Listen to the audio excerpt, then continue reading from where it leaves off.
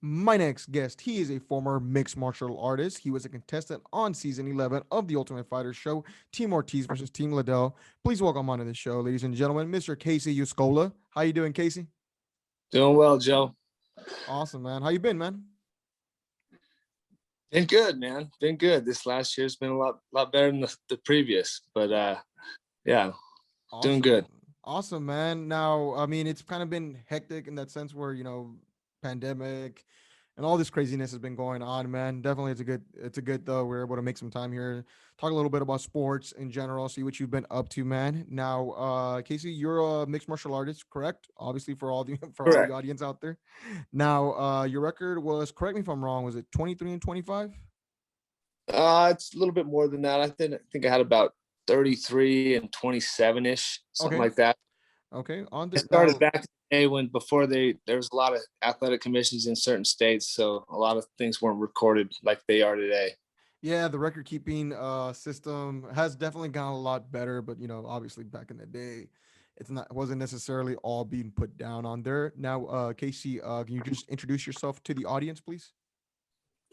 I'm Kyacey Uscola. I was fighting out of Sacramento, California, and currently living in Twin Falls, Idaho. Awesome, man. Now, so a lot of people may know you from your appearance on the Ultimate Fighter season 11 when you were on the edition with Team Liddell and Team Ortiz, correct? Correct. Yeah, I was on Bodog before that and doing the cage pay-per-views, but that's what pretty much got my name out there. Yeah. Yeah, awesome. And now, what was that experience like for you, man? The experience on the show, Yeah. it was it was horrible, man. We were in the house for 6 weeks, couldn't go anywhere, couldn't talk to anybody.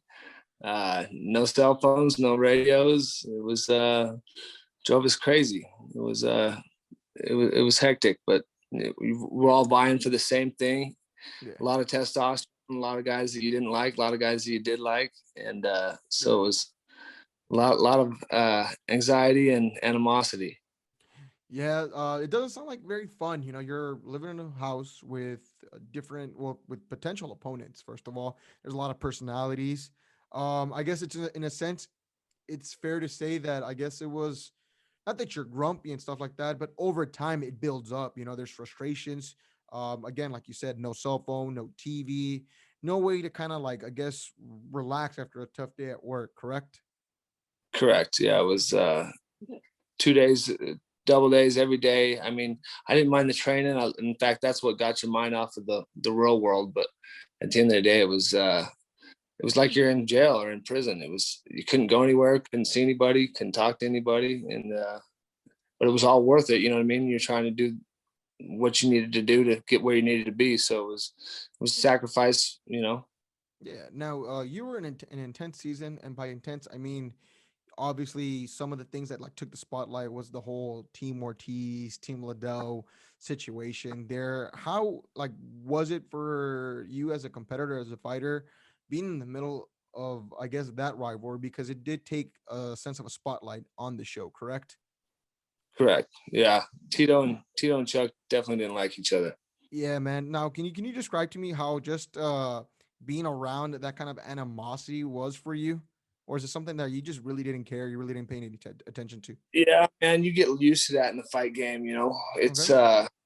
a lot of people have rivalries. I never really had a lot of rivalries with the guys I fought. It was just strictly business type of thing. But Tito and Chuck had history, but that was their history. You know what I mean? I got along great with the guys on the other team, and Chuck and I we knew each other before the show, so it was. In fact, Chuck was going to pick me next. I was picked second by Tito, but Chuck was going to pick me next after Kyle Noak, and Tito picked me. I was sort of bummed, but I wanted to be on Chuck's team. But it is what it is. Yeah. Now, when you're as a fighter, Casey, how difficult was it to be able to adjust to a different set of coaches that aren't your home field coaches for you, like when you were going into the fights? Because you fought 3 times in that show. Yeah, How was the adjustment? man. I'd been in the game for so long by then that it was.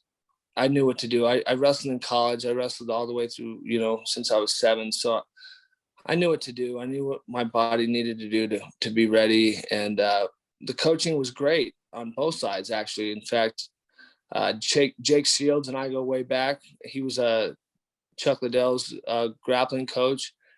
John Hackelman's a great dude, and but it's just, I don't know. It was the coaching really didn't bother me, other than the fact that, you know, Tito seemed like he was doing it for the cameras rather than for us. Like, he was having us train up until the day before we fought, when we knew we were going to fight, like draining us. Like, for instance, Chris McRae, the first time he fought, who did he fight? I believe it was Josh Bryant. Bryant. Yeah, exactly. So the first time he fought Josh, I mean, we were doing calisthenics and plyometrics and just running through the ring the day before he fought, and I knew he was going to fight. And it mattered to me, because when we win, we get to pick our opponent on the next, you know what I mean? And so that gives us a shoe in. And so I didn't really see eye to eye with his coaching techniques or his strategy. And lo and behold, you know, he gets beat by Josh Bryant, gasses out in the second, and goes and beats him on later on, when he had, you know, ample time to rest and recuperate, and was coached by Rich Franklin. So Yeah. Now, like for you and your experience there, Kyacey. So, can you walk me through what that your first actual fight on there was? And by actual, I mean like the whole team versus team thing, because I believe you fought your way to get into the house, correct? In that edition, correct. and you knocked you finished the guy off in 25 seconds. So that's your first actual fight in the whole team versus team thing. You got disqualified on there, correct? Correct. Yep. Now that was the knee, correct? The phantom knee. Yeah, the Yeah. phantom knee. Can you like Yeah. I Look know like back. what was that? If you go look back at it, I mean, it's it is what it is, man. But it's definitely didn't connect. The right hand that I threw directly after that, right on his chin, connected. And that's when I got pulled off. But I thought the fight was over. I thought I'd won. Yeah. And yeah, it didn't hit his face. I know that. Everybody can see that, but it is what it is. Rich is a good guy. I like the guy. But anyway. Yeah, but it was such a controversial like finish, you know? Like there was so many debates, but I didn't understand what the debate was. I mean, I thought you were on your way to finishing the guy off, you know what I mean? Well, what had happened was he had shattered his hand. When he dropped me early on in Yeah. the first round, he'd shattered his hand completely bad. And obviously couldn't continue after that fight because he had a shattered hand. And I hit him in that Kimura. I felt him squirrel when I put the Kimura on and switched him over. And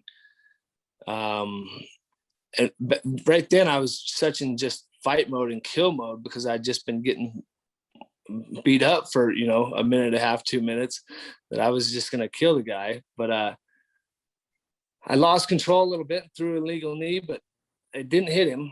It was obviously a phantom knee. And I thought he was going to shoot in at the time when I threw the knee. So that's when I threw it. He's a wrestler. I figured that was his instinct. He was going to go in on me. And then you can catch a guy on a knee if they're coming in on a shot.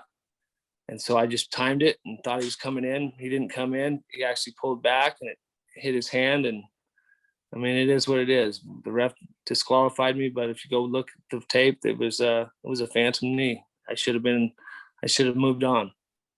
Yeah, and it definitely, I mean, it's a tough break. You know, a lot of people say that's a fight business. You know, sometimes, it goes your way, sometimes it doesn't. It's a raw part of the sport, you know. Now, what would you say was the coolest thing for fighters like yourself that got to experience being on the Ultimate Fighter show? Just the whole experience in itself, you know what I mean? Being next to Dana every day and seeing the way he works, and the coaches, and seeing their personas and charisma. And Saul Solis was our head coach under Tito Ortiz. He was a great dude. He took me under his wing, gave me a lot of good pointers, and I want to thank him for that. But yeah, there was a lot of good coaches on there, and just a good camaraderie between the fighters in general. You know what I mean? Our coaches hated each other a lot more than we did. Yeah, definitely. Now, are there people that like friendships that you formed to this day, or you like not really talk to a lot of those people there? Absolutely. Yeah. I still talk to a few of those fellas, like Hammer Tree and Clayton McKinney and uh,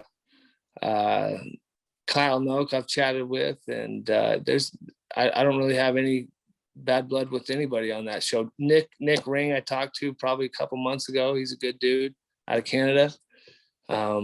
Yeah, he had a bad break too. You know, he could have went on and probably won the show if he wouldn't have torn his ACL. So Yeah, that's the hard part about the fight business.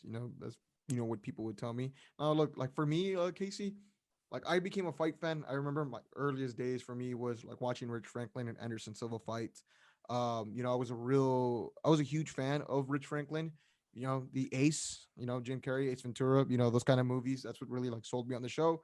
I told myself, obviously, as a kid growing up, you're like, oh, I really want to do that. Spoiler alert, 15 plus years later, I didn't do it. I didn't do it, but you did it. And so, what what made you want to do this?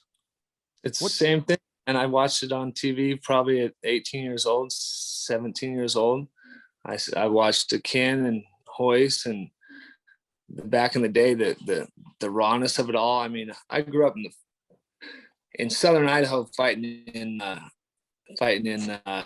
potato fields, for fun on the weekends, racking up 2 or 3 fights a weekend. So, and I was a wrestler, so that bode well for me. So, but I seen it, I loved it, and I knew that's what I wanted to do. Now, do you remember particularly like what fight you saw or who the fighter was that made you say, "Yeah, I definitely want to do that"? I believe it was like Trey Tilleman or something. He had a torn pec or something at the time. Jesus. And then watching Ken Shamrock, he had the same style as me, take a guy down head, but you know what I mean. So that was just watching the first UFCs, like 1, 2, and 3. We'd play them over and over again on VHS back in the day. So Yeah. that's what set the tone, made me think, maybe I can do this. And then I was going to school at Eastern Oregon, and I heard about the amateur fights up in Portland, and sent in an application. They called me like the next day and said, "Hey, we got a fight for you." I said, "What? I can fight in fans and not get in trouble? Let's shoot it." Yeah, that's insane. Did you ever watch Enter the Dragon? Bruce Lee? Yeah, back in the day. Yep. Yep. Yeah, it's crazy. So my dad would tell me this, himself. He'd always tell me, Bruce Lee was always known for the man that said that at one point two people are gonna go into a ring, a cage, whatever the field was, and they're gonna use a combination of different mixed martial arts. And he is telling me that that was such a thing that Bruce Lee would say. So I kind of like grew up on that, and the vision and just fighting itself, it's such a entertaining sport. It just, how could you not be a fan? That's my view on that. One quote from Bruce Lee I read that really stuck with me and throughout my career, really was, "Don't practice 10 kicks 1,000 times." And so that was really like, that stuck with me. Like, don't perfect a bunch of things. Yeah. Perfect a few things that you're really good at. You know what I mean? Yeah. I mean, you got to be great in everything in the sport today. I mean, it's evolved to the point where I'm just awed by the talent. But at the end of the day, it was, don't spread your talent and time throughout trying to learn everything. You know what I mean? Practice one kick 10,000 times, not 10 kicks 1,000 times. You know what I'm saying? Yeah, definitely. Like, and the evolution of the sport, the competition. And, I was talking about this with a buddy of mine, a couple of weeks back. We're talking about like NFL and football and college athletes, and they're coming out faster and faster, and they're more athletic, and, just overall athleticism and gameplay from quarterback positions to offensive line positions. It's shifting and changing, as well as, we're watching it right now, March Madness. These athletes are getting a lot better. You're seeing a lot of college students go in and be one and dones. So a lot of Yep. I don't know if you've been able to keep up with it, but there's been a lot of upsets, a lot of insane upsets. And it's funny because a lot of people would assume like the powerhouse schools will be going the furthest, but in reality, they're not, because they're losing a lot of their star power and star athletes after 1 year. And it's just a testament to how good and how, I guess, how times and everything has evolved.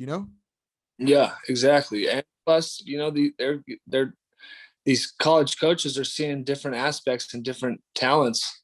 I mean, they're recruiting in different spots than where the top coaches in the nation are used to recruiting out of, and so they're just keeping their eye open for that raw talent wherever it may be, and then getting him in, and then honing his skills to the point where and turn him into the player that they want to turn him into. Yeah, it's sports in general in every aspect is definitely evolving far beyond what it used to evolve before. Year by year by year. Now it's significant changes every single year. Yeah. Now, so did you wrestle in college, Casey? I did.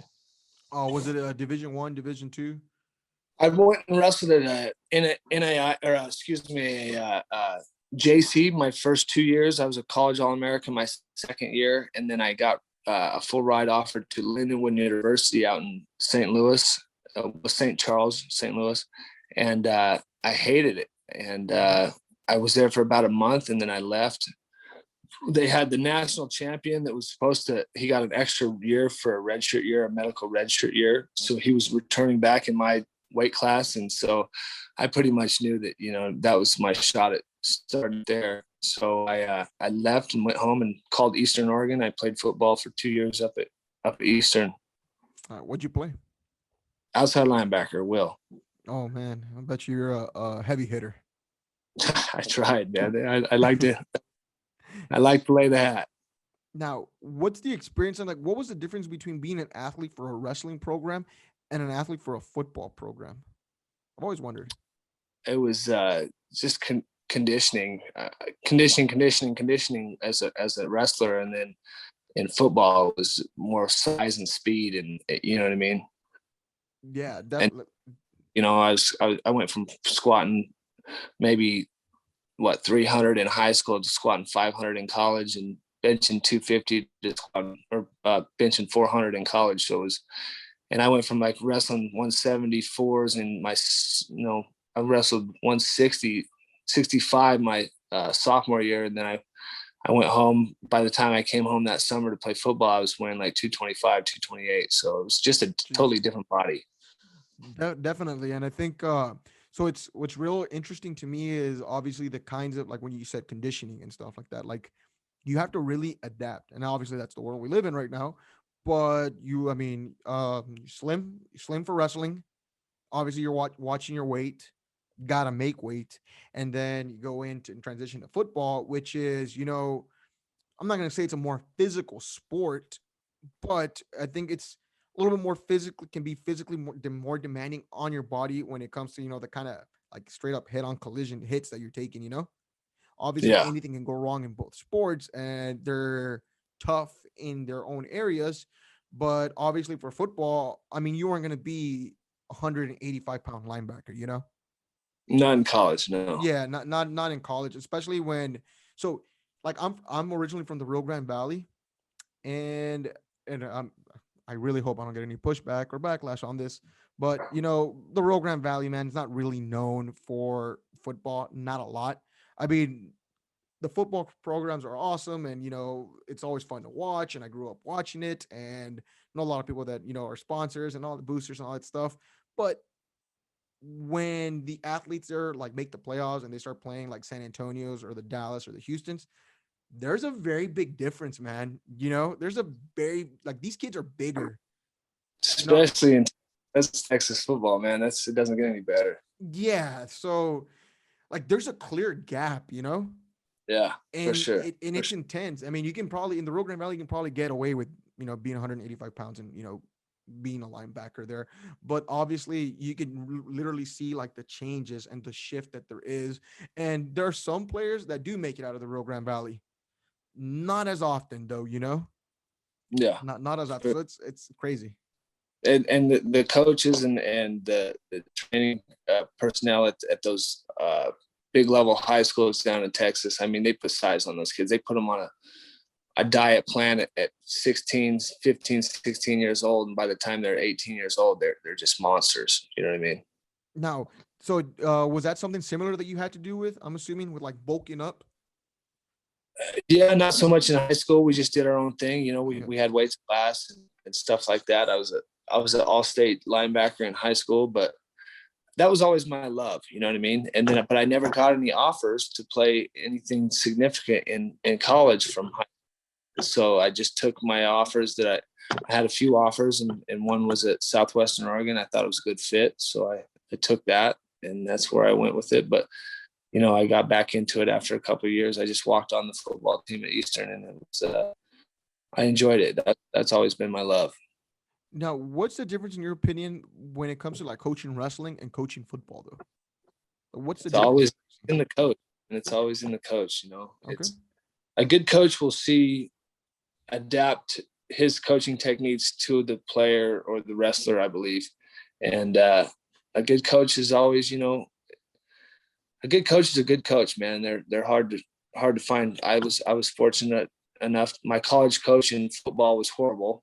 Yeah. My college coach in wrestling, my sophomore year was pretty good. Adam Whitlatch.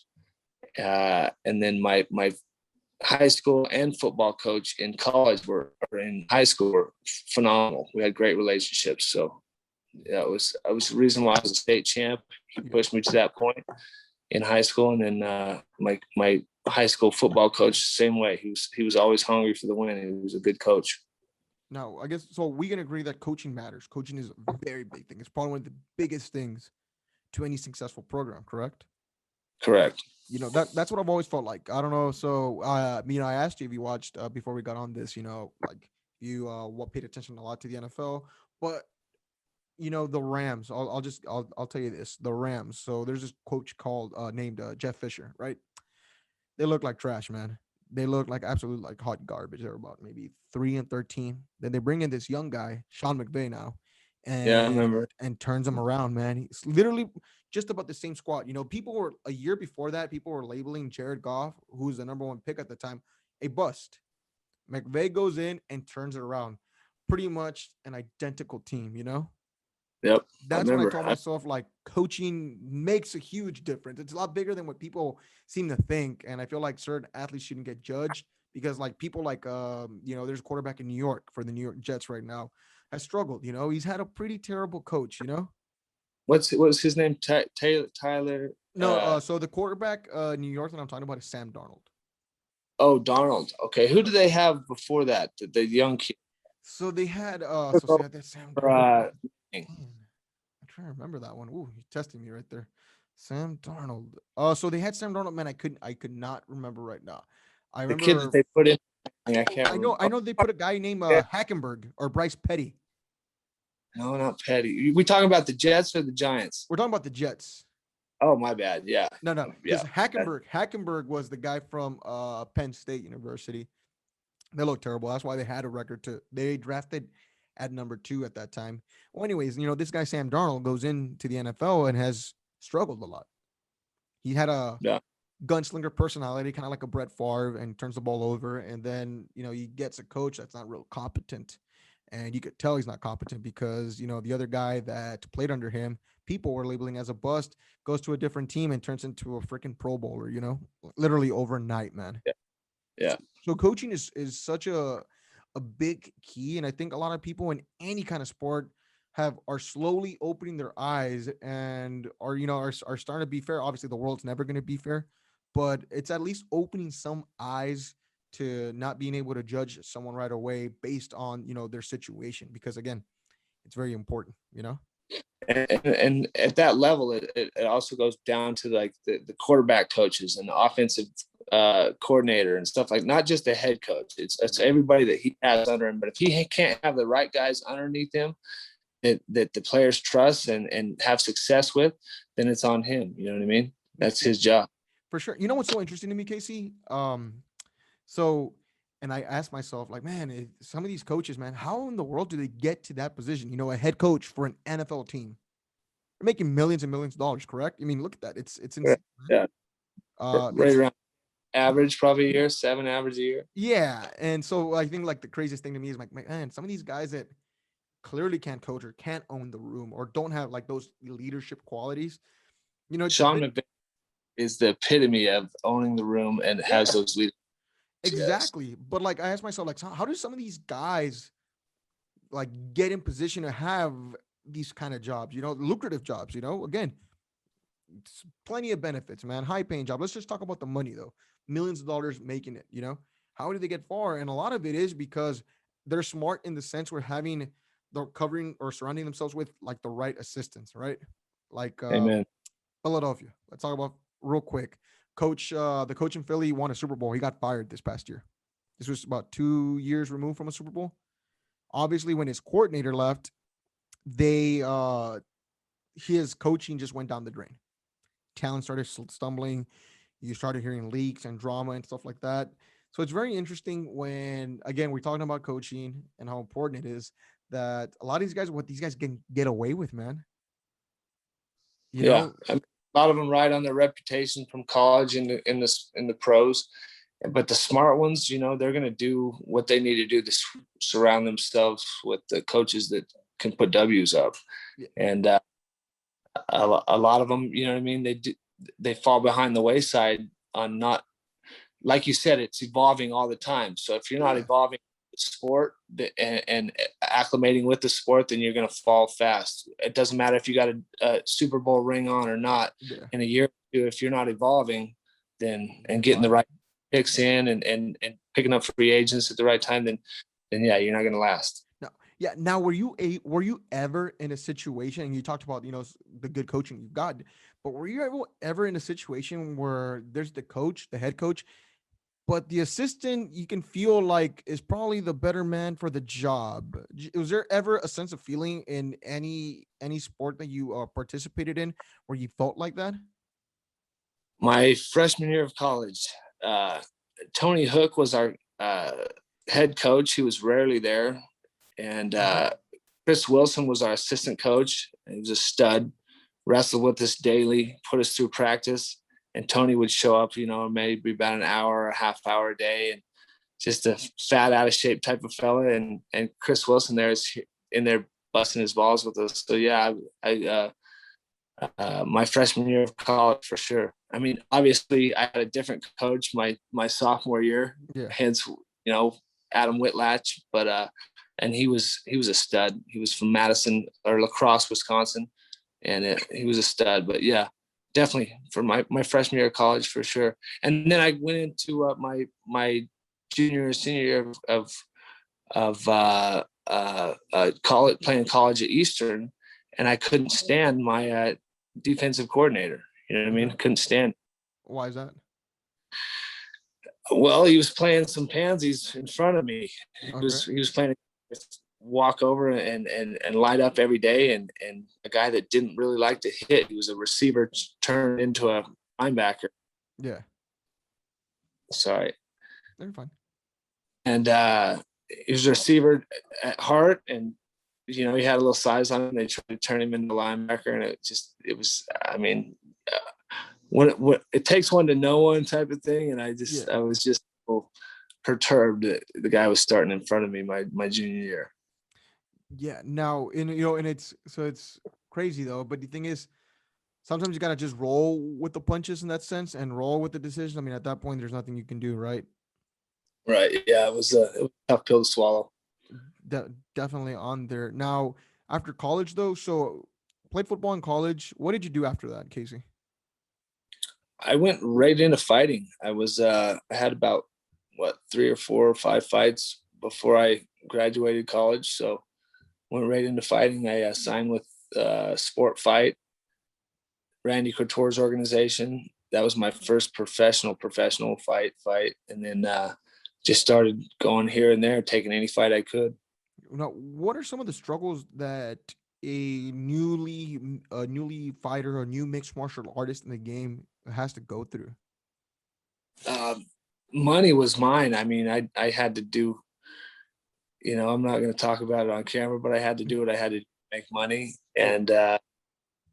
um, and my first few years, 2 or 3 years was tough. And I signed with Bodog and I was making like over 6 figures a year. And I was like, okay, this is where it's at. This is what I want. This is really what I want to do. Yeah. Now, after that, how long did it take for you to get into the UFC? It was Bodog was over in like '08, I believe. So I think I was on the show in like '09 or 2010. So a year or two after Yeah. after my Bodog contract was up. Now, after the UFC, I mean, what were things like for you after that? Were you fighting? Did you continue to fight? Because I was going through the resume. We're already going through things not being 100% accurate from back then. Though, did you get a couple fights in after the UFC? Yeah, for sure. I've got probably 10 or 15, maybe 18 fights after the UFC. And by then I was just, when I didn't make it on to the finale, which I should have, I got attacked by these dogs and long story, got I was off the Ultimate Fighter finale. And so once I didn't make it on there, it was sort of just like I fought Doug Marshall after that, knocked him out. And then I just really didn't take anything serious because I wasn't getting paid like I should have been paid. I thought it, so I had to do diversify, and I started buying and selling cars and doing other things. You know what I mean? To make the money I was used to making. Nice. Now, is there a possibility for a return to MMA? There it is. Every time I watch it, I get that itch. So, I'm 39 now, but I watched the PFL and Bellator, and I know I compete with those guys, with a few months training and get back into shape. But the UFC, it's just, those guys are a different breed, man. Those guys are, it's a young man's game, and I give them my props. There's not too many guys I could beat in the UFC in my weight class, I think, even with the correct training. But yeah, there's like the PFL and Bellator, I could smash a bunch of those gats. I know for sure. So PFL is interesting. So not a lot of people know about PFL. You've seen the format, correct? Yeah, yeah, Yeah. I So like it. yeah, man, it's so interesting, man. Like there's a so I had a couple guys on there, here on the show. I had like Jason Suarez on there a couple weeks ago. He was telling me that it's so interesting because really there's not a lot of politics, if anything, if any, no politics when it comes to that organization. I think they're doing something really good. You're not getting a title shot because you're well liked or you have millions of Instagram followers. Yeah, You're gonna get a fight, or you're gonna get into contention to be able to get a title fight by not just winning but performing. earning it. Yeah, Yeah, yeah, it's they're legit. And no offense, no disrespect. Like I understand, like for the UFC, it's a marketing thing, and they're making money, man. They're after numbers and dollars. They're raising the prices. Even during a pandemic, raising prices. You know what I mean? They want to make what's gonna sell. Conor McGregor doesn't fight in, let's just say, 2 to 3 years, comes in, pretty damn close to a conversation to get a title shot, because of what he generates. And rightfully so, Conor deserves that. The sport can sometimes feel stale because there's no like poster boy around there. And, the guy just generated a lot of money. Jorge Masvidal, has gotten in a good run and is generating dollars and dollars and dollars and dollars and dollars for the UFC. one of my favorite boys. I got a few stories from him from back in the day in Bodog. He was a step. Mr. Masvidal. Yeah, yeah. He's my boy. Yeah, but he's how do I say this? That guy's not scared of anything, man. He's game bred for sure. Yeah. And so what's it like to train with somebody like that truly, he's a bad dude, not to cuss or anything like that, but he's just a bad dude. And you could tell he's not scared of him, of anyone, Kamaru Usman, there's a chance where, I do believe he's got a legit chance to win this fight, but I think that if Masvidal wins this fight, it's going to be a dirty finish. Yeah, George is he's got it in his blood, man, and he's evolved so much. I mean, I hadn't seen him in a lot of years. I'll give you a quick story on George. So we're in St. Petersburg, Russia. We're fighting for Bodog. I can't remember who George fought, but I didn't really know him at the time. Just he was sort of a quiet fella, and I'd heard that he was on those The Kimbo. Kimbo Slice and stuff. So he had a sort of a little reputation, but he wasn't boisterous or loud, or he was just a calm, quiet dude. And he was probably 20, 30 yards in front of me. We were walking up to this yacht. We were going to go party on this like $14 million KGB owned yacht for when we were fighting for Bodog. And this KGB dude slaps this broad, like puts her down, and George runs up and like tries to like intervene. Hey man, what are you doing? What are you doing? And the dude turned on George and just came to swing at him, and George just one times him out cold. And so Jesus. So, out cold, yeah, like this KGB agent. One. Right. Yeah, just one. Yeah. And obviously he didn't know, you know what I mean? He's used to, bullying himself around and slapping broads. But at the end of the day, everybody's asking, where's George at? Where's George at? Well, they had to hide him out for like 3 days. So he didn't get, there was no retribution for the guy that he just knocked out. So yeah, it was a good. We've got 1,000 of those from overseas, man. So, well, the point with like George is like, he's he's gotten a good run, and he's generating so much money, and you know what, deservedly so, man. I'm never gonna dog anyone for like making the money, or for the UFC placing people that generate money. Like George has turned into like a moneymaker. And that's, my personal opinion, whether people disagree with me or not. I mean, there's a reason why he's finding himself in a rematch for the welterweight championship, Well, he's just another Nick or Nate Diaz, you know what I mean? He's just give two, and he'll fight anybody at any time, and that's what people gravitate towards these days. You know what I mean? They love a guy that just will throw down with whoever, whenever, whatever. You don't even have to pay me, type of thing. You know what I mean? That's the guys I love. That's the guys I love to watch fight.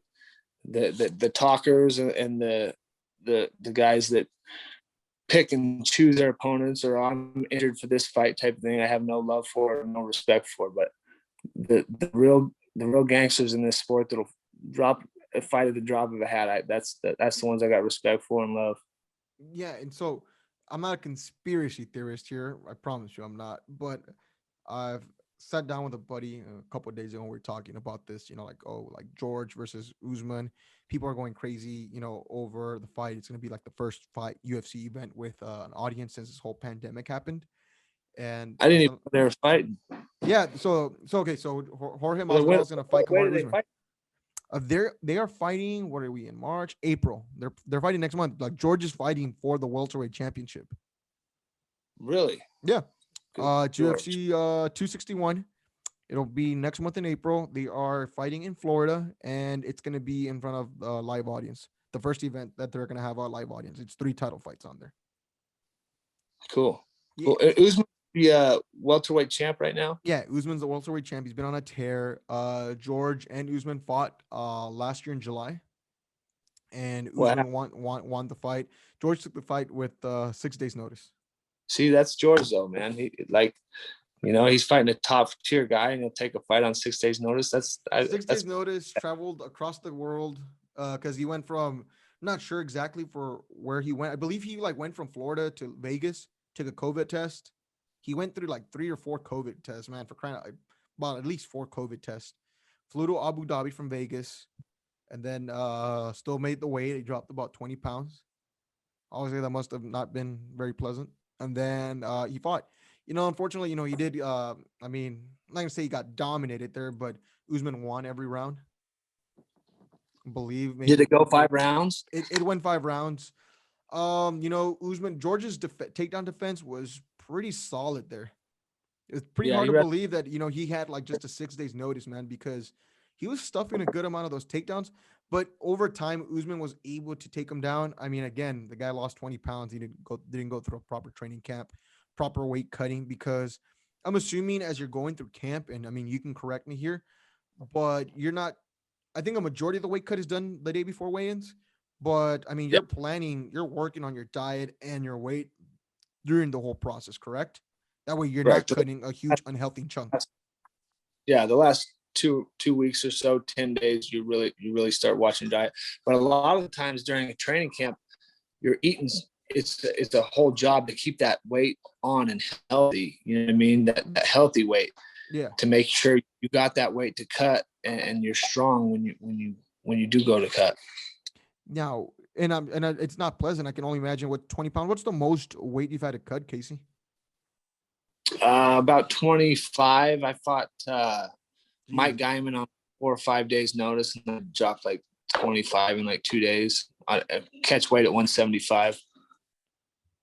And I'm sure that's not the healthy way to go about it, correct? Yeah, it wasn't healthy, but Yeah. oh well. Yeah. Oh, well, right. Well, I mean, George went through that, and he went, unfortunately lost. Now they're giving him a full camp. They're giving him at least, an 8-week camp.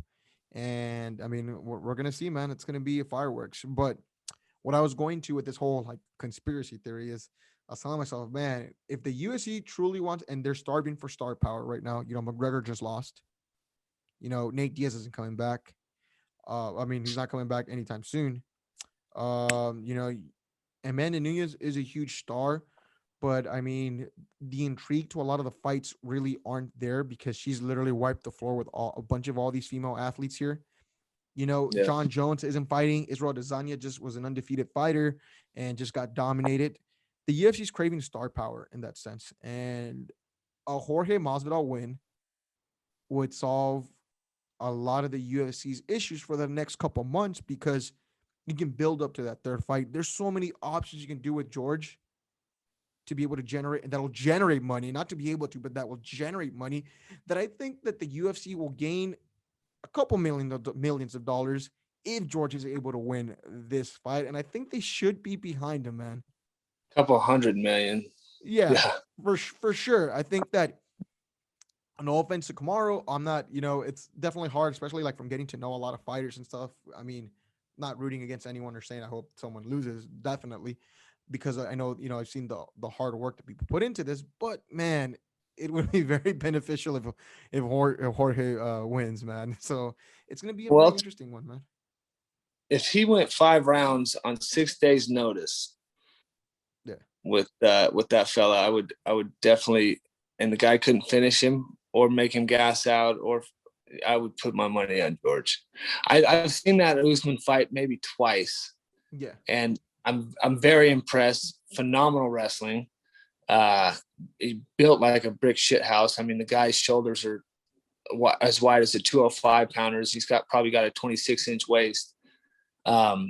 Just all power. But at the end of the day, I think George give him a full training camp. Any guy that can go 5 rounds on 6 days is a totally different fighter when it comes to full training camp. I'll just be honest. yeah.